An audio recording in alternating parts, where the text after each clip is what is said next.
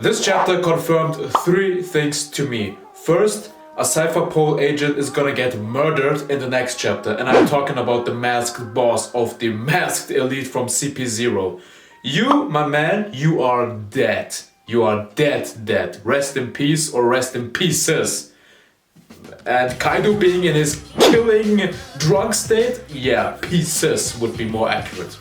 No! God, please, no! No! No! No! One eternity later. The second thing would be Luffy is now this close or is now in his state where he will trigger his awakening. Isn't it kinda ironic that the Gorosei gave the order out that the Cypher Pole Zero agent should go there, interrupt the fight or assist in the fight for Kaido so he can kill Mugiwara no Luffy, so Luffy can get killed. Isn't it ironic that maybe this will be now the trigger for Luffy to finally awaken his Devil Fruit ability? The one thing the Gorosei did not want to happen because they were afraid of the Gomu Gomu No Mi's awakening will now happen due to that fact. Because it's kind of funny, the CP0 agent should go in there to kill Luffy so he never awakened. But believe me one thing, Luffy is now KO, he's now out for the moment, but the boy will come back with awakening. This is now the trigger moment because he now experiences near death. And near death means awakening up, bitches. So awakening to go in the next couple of chapters. And the third thing confirmed for me now is potentially seen in the chapter, not next week, but then we will have a break and the chapter afterwards, so meaning chapter 1044, yes, 1044, should be, maybe, possibly, an introduction for Kaido's flashback. Maybe with next week's chapters ending, we could get the start of Kaido's flashback, it could be incoming, and then with the next 5 chapters, maybe we will get a Kaido flashback. And we will see his life from where he was a child, where he came from, where his race is, his parents, all the way to the rocks with Big Mom, Whitebeard, Roger, Gob, and God Valley, and so on, and how he landed on Wano. This would actually be pretty dope. Also kind of funny, the Cypher Pole Zero agent is an individual who got contacted and ordered by the world government and interrupted Kaido's fight. Man, Kaido cannot get a clean 1-on-1 fight. Now people making jokes like, oh, if it is 1-on-1 and you get interrupted in the fight with Kaido, then you will win. No, bitch, Kaido's still the strongest out there. No, but really, funny here is, it says if it is a 1-on-1, right? And Kaido will win. And Kaido, if we are real here, Kaido would have won. Still, Luffy was going in for his last Kong gun, for his last advanced Kong gun there, but with Kaido and his advanced Raime Hake cannon, Houdo Hake or what it was called, Kaido would have still knocked out Luffy and made him still experience a near-death scenario, and Luffy would have still awakened most likely his Devil Fruit. So it doesn't matter if the agent came in there or did not, but it is funny and ironic at the same time. 20 years ago, this witch who had the ability of Bonchan and was ordered from the world government to get into Wano and help Orochi to become this mighty figure and rule as the shogun over Wano, and that same person also interrupted the fight of Kaido 20 years ago. And 20 years later, again, a world government individual who got ordered by the world government to interrupt there comes in and interrupts the fight with Kaido and Luffy. So, pretty poetic how Eiichiro Oda writes these things and these parallels between from past and now, or from present to future, and how he does things. I love his way of story writing. It's pretty great. But still, somebody's gonna get wrecked next chapter. This will be horrifyingly brutal, but it will be satisfying. I want to see this guy dead. And I want to see his face before that, and then I want to see him dead. So chapter 1042 is called Winners Need No Excuse. And this is the same line Kaido says down the line, later in the chapter. We start off the chapter with the cover page, and we see Owen, he's carrying the Book of the Windsmokes, and he's looking over to Puddin, and he is having a question mark. He's like, hey, why is Puddin so upset? And well, because she's upset because those two idiots in the book, meaning Yonji and Miji, back in the day when they were kids, bullied Sanji. And Pudding still loves her husband. Her husband Channu. So she took revenge, and also her carpet was there. So going away from there, not that important, pretty fun, okay. We start off the chapter with Drake, and Drake exactly did that what I predicted in last week's chapter. He is now in his hybrid form, devil fruit form, and he's stalling the CP0 agent. And we can see his sword, and he stabbed him through, and it looks like, holy shit, man, hey Drake, you kind of managed to do something there, right? But what happens afterwards? The agent teleports away, he speed blitzes him, and then he gives him a shigan into his throat, and you can see the blood spilling out. It's like, oh, that looked painful, man.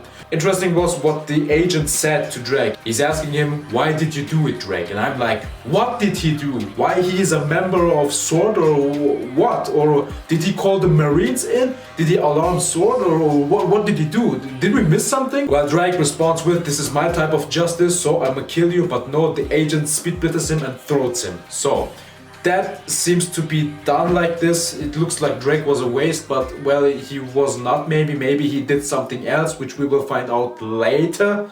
We go away from there, we see the people on the flower capital at Wanokuni. They're still partying, they have now the candles ready, they're sending them into the sky with their wishes. We can see Otoko, and she's like, man, I hope my wish becomes true reality. Maybe her wish was that her father comes back, Yasui. Maybe she wants peace in Wanokuni, so Wano can now be a peaceful land and everyone can be happy and can eat and something like that. This could be a wish from a child, and it also kind of suits with the current situation in the world with the Ukraine. You know what's going on there, and I bet all of those children there, they are praying to God so this war can stop and hopefully it will end.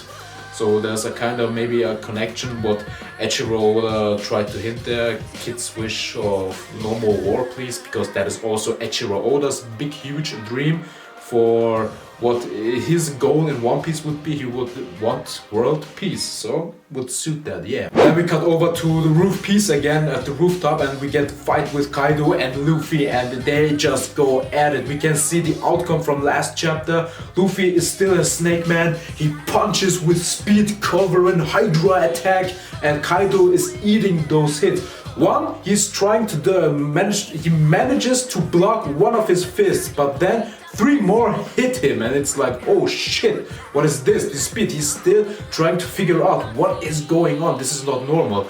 But the fact is, he's trying to figure out how his Gomu Gomu No Mi is working, and he's like, hey, stop a second there. You are made of rubber, you're made out of rubber. How the hell can your arm do this curving and stretching out thing like that? It is not normal. You should be like this, wobbling and stuff. How can you do this entire tracking thing? This is not normal, right? Maybe this is also part of Luffy's awakening, a pre-step to his awakening, and Luffy himself does not even know that. Maybe Eiichiro Oda is saying, hey, yeah, guys, this is what Kaido is saying you there. Be careful with that. Note that somewhere else. It is important later down the line, because this is a hint to Luffy's awakening. Maybe Gear 4 is, with every form it has, Bound Man, Tank Man and Snake Man, is a pre-step to awakening, because Luffy can do these huge ass crazy stunts with the Gear 4. So note that somewhere down the line. So Kaido enters a new drunk phase while fighting, and he's now in his love state, and I pissed myself laughing with that. He's like, hey, don't punch me, it hurts. And Luffy is going with his attack, and he's like, you're still drunk, you maniac, and he's trying to attack him. I pissed myself. This was great. He's like, don't hurt me please. You freaking moron. Kaido's still like, he's drunk like this, and he's like, hey kid, don't think you're the only one who can see the future. Instantly I had TFS in my mind while reading that, and my brain was like, I can see the future! I can see the future! But no, I think Kaido is hinting there that he also has future sight in a way, and he can also see a bit into the future, because then he out of nowhere switches into his normal dragon form. It looked like it was a smaller version of his dragon form, but I can be mistaken by that. But he's switching back to his dragon form and he's chasing Luffy, and he does the exact same thing what Luffy does with Jet Culverin. He is doing this slalom thing and he's dodging his attacks like this. As a snake, he has more agility and he's fast. Also, the way Kaido copied Luffy there, this was also his second new drunk phase. It was the stealing drunk, because now he stole Luffy's technique. In his normal dragon form, he could move like his Jet Culverin Hydra, and that was pretty cool. Then he goes on and bites Luffy, and he's like, okay kid, come here. He bites Luffy, but then it looks like he not only bit him, he has him in his mouth. And Luffy is like, oh shit, he ate me, leave me free, you maniac dragon, and Luffy is punching him in his mouth. Then we can see Kaido is spiraling around and he's flying upstairs. He looks down at Onigashima and he's like, okay, I think this is high enough. Let me drop you. He drops out Luffy. Luffy is like, holy shit, what did you do, you shit dragon? He wants to attack him, but there comes Kaido with a borrow breath. And his borrow breath, it looks like a laser beam. He shoots it down. We can even see Momonosuke and Yamato. They're even on the down floor. They're dodging this shit. Oh shit, what is this? They're going away, they're trying to dodge this, and it pierces through the entire island, straight down to the ocean. And Luffy got hit with that, and he's going down, but then he switches into bound mail, and he can dodge that, so he can go away, fly up back upstairs to the room. He dodges it, he's going into gear 4 bound man, he comes back at Kaido, and Kaido is laughing and whipping still. He's like, oh, you're back, ha, I thought I had you this time. In bound man, Luffy says upstairs, once he arrives at Kaido again, he's like, okay, this is my final gear 4 form, bound man it is. And I'm like, hey, you said that last chapter, this is your final gear 4 to Snake Man. So it seems like he's now using his final form, and he chose to be Boundman, maybe because it is more balanced and he can fly in that form. So whatever. Important here is Luffy says, I have just a few more minutes left to go before I run out of energy.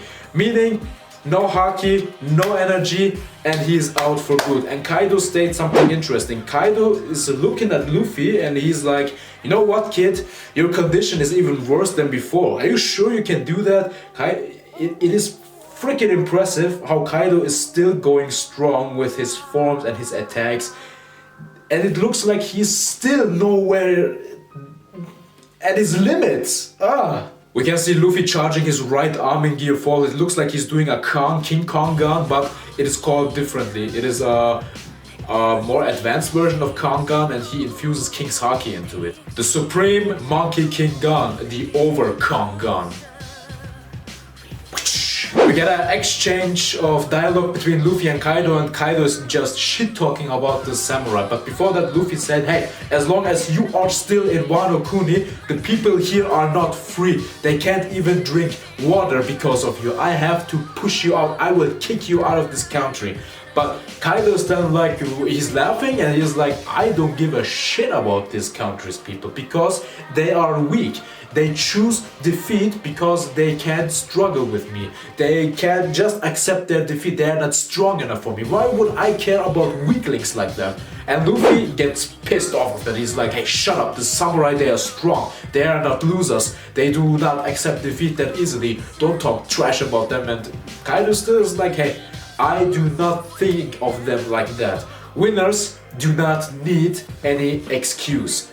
And then there comes the line, which is also the title of the chapter. And it's pretty interesting how Kaido thinks of this. And he has this mentality of the strong survive and the strongest rules. And he is more this dictator type of guy. I am the strongest, I can crush you, but if you are under me, you will survive. He's this type of mentality guy, but he's not the type of guy who says freedom for everybody and we can all live in peace together. Reminds you of someone in the real world? Currently going on. It is pretty interesting the different ways of thinking, the different mentality from Luffy and from Kaido. Luffy is all about peace and freedom. I will not conquer. The exact same way Goldie Roger chose also, and Kaido is just a different way. He is most likely inspired by his former captain Rocks, and I bet Rocks, who aimed to be the king of the world, was this type of a guy. You live under me or you die. Well, then again, Kaido only accepted one samurai as strong, and that is the one samurai who gave him PTSD, and that is Kozuki Oden, Chaden himself. So, what about him, Kaido? What about Chaden? You're afraid of him, huh? You see the look? Chaden is right here, and you look afraid. Kaido is still in his dragon form and he's trying to do another bottle breath at Luffy, and Luffy has his overcon gun ready, but he's faster. He reacts in time, he punches Kaido into his mouth and his mouth closes and his ball of breath explodes in his mouth. So he took a damage there, he took a lot of damage there. But Luffy is still, he's charging and he's like, okay, no time to waste. I still have just some minutes to go and I'm gonna go in. And what happens there? Kaido switched back into his hybrid form and he does an advanced version of Raime Hake. He does the Thunder Cannon Bagua, which is faster and more strong. And if you look at it, Raime Hake he always did with one arm, right? But this advanced version, his Thunder Cannon Bagua, he does it with two arms. It's like, okay, full force in here and take this. And he also covers that, coats that with advanced King's Haki, of course. The correct pronunciation of his new Raime Hake is Horai Hake. I hope I pronounced that right. Horai Hake. And he enters his new third and what seems to be his final drunk mode. He is now on the killing spree drunk mode. And if you look at his eyes, he looks like his eyes have the shape of Mihawk's eyes or of Emu's eyes, or sometimes even Big Mom has those spiraled eyes. And this is the type of drawing Eiichiro Oda does when he wants to showcase, hey, look at this character now. This character is a maniac now, he's a madman, and he just wants to kill, he just wants to see blood, murder, devastation, havoc, you name it, everything is in there. Good night. No, seriously, but this final drunk state of him is most likely his most brutal and most devastating state, because he just wants to murder and he is smiling. That bastard is smiling. He has fun enjoying this. He's like, I'm gonna beat you, man. Luffy is knocked out. He has white eyes because this advanced Raime Hake attack was still even stronger than before, and Kaido's King's Haki will in that attack again overpowered Luffy, and he was white-eyed, he was knocked out for a split second there, but then he's losing the air out of Gear 4, but he's stopping himself. He's like, no, I'm gonna come back. I still need to kick you out. I'm not done fighting you until my energy has run out. So what does he do? He's coming back up, he's ready to attack again. He does his overcon gun again, he's giving his air into his arm, and Kaido's ready, and Luffy says before that, hey, this is now my final punch. If this does not knock you out, if this does not defeat you, I'm the loser. Luffy here accepts his fate. He's like, if I cannot beat you with this last punch, you're the stronger one. Then props to you, man. I did everything I had. If this does not beat you, Kaido in his killing mode, he's just smiling, he's ready for it. He does not look sweaty at all. He's like, give it to me, bitch. Give it to me, brat. Come on, son, do it. I want to see what you can do. And he's ready. Horai Hake, he's doing his Thunder Cannon Bagua. They are ready to charge. He's so ready to take that. And then it happens. The Cypher Paul Zero agent, the masked leader boss of that bitch-ass group, comes in there. Sneak attack from the back, like a bitch. He comes in there, jumps onto Luffy's shoulder, uses Tekkai so he does not get any damage or not a lot of damage, and Luffy is like, what the fuck? Who the hell are you? When did you come here? And Kaido sees that in the same second when the two of them were charging at each other, and Kaido saw him and he's like, Cypher Paul Zero? What?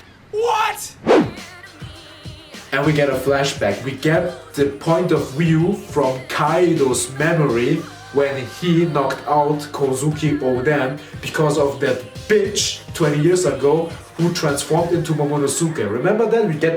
We get the flashback. See, we get the expression of Oden's face. How shocked he was when he saw, in that same second when he saw how Momonosuke was there.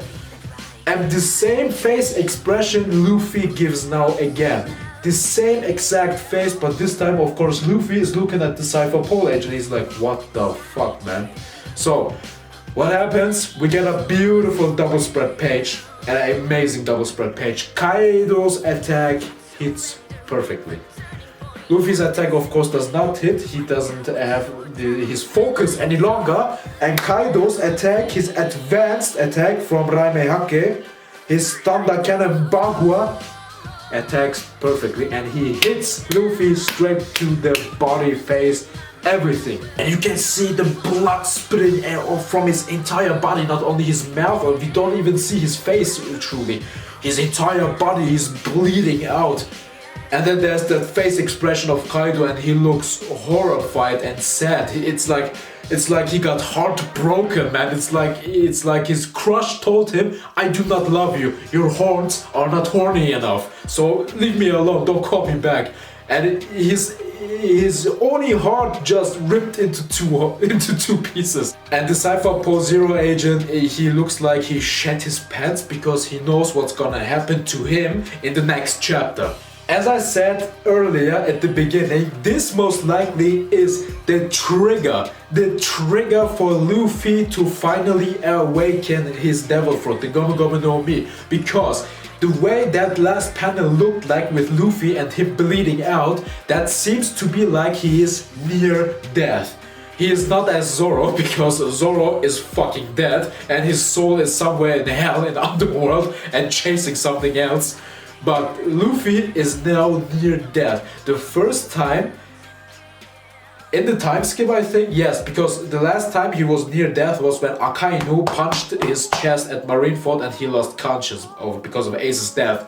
But this time he has this near-death experience, most likely because his opponent is not only the strongest creature on the earth, on the land, air and sea, but also because he beat him down. And now a real question, real talk here. Can we all agree on this one thing in specific? Kaido still would have beat Luffy, even if that Cypher Pole Zero agent would not have interrupted that fight. Kaido would have still blasted Luffy with his advanced Raimehake attack. Luffy would have most likely punched Kaido also somewhere in the face or in the gut. But the damage Kaido would have taken would be no more different than the last punches and he would still be standing. But Luffy would still be knocked out like this. Maybe not as brutal as it looked like this chapter, but he would still be knocked out, right? He would still be out for cold. I still believe that yes, Kaido would still have crushed Luffy there. Therefore, the Cypher Pole agent coming in there is just Eiichiro Oda's way of writing and drawing the story more in a poetic way, because 20 years ago the same thing happened here. But the difference now is Luffy is not going to get executed like Oden was. Luffy is now going to do the one thing the Gorosei and Imo did not want to, and that is awakening the Gomu Gomu No Mi. And holy shit, I want to see what the Gomu Gomu No Mi awakening can do, besides maybe turning onigashima into rubber. Pretty great chapter and a pretty devastating heartbreak chapter for Kaido, truly, but amazing nonetheless. It's your turn now. Write down in the comment what you think, what your thoughts are. I thought it was friggin' amazing, friggin' beautiful it was. So next week we get a chapter, then there will be a break, and most likely next week we will all witness a murder from Kaido to the Cypher Pole agent, and maybe even to the world government ships out there when he sees them, and he will be like, fuck all of you. You are the reason I still did not have my fight. He grew and respected Luffy over this fight. He saw him as a rival. He had a liking to the kid. He was most likely going to tell me, you know what? I like you so much, man. Shit happens, right? Leave a like, leave a comment, sub. Again, catch you guys. Hopefully next week we're gonna see what will happen. Maybe kind of flashback incoming. Stay hyped because it looks like this fight will still continue. Also, fun fact, this is officially Luffy's longest one-on-one fight. It has been ever since Roof Piece started with chapter 1000. The fight with panels where we could see Luffy and Kaido going at each other, and how many chapters in total those were 16 chapters with this week's chapter, 16 in total. So Luffy's longest one-on-one fight. This will be beautiful when we get this animated. Laughtale, that's me. I'm out. Gonna catch you guys next time. Take care, be safe. We're gonna see you. Bye.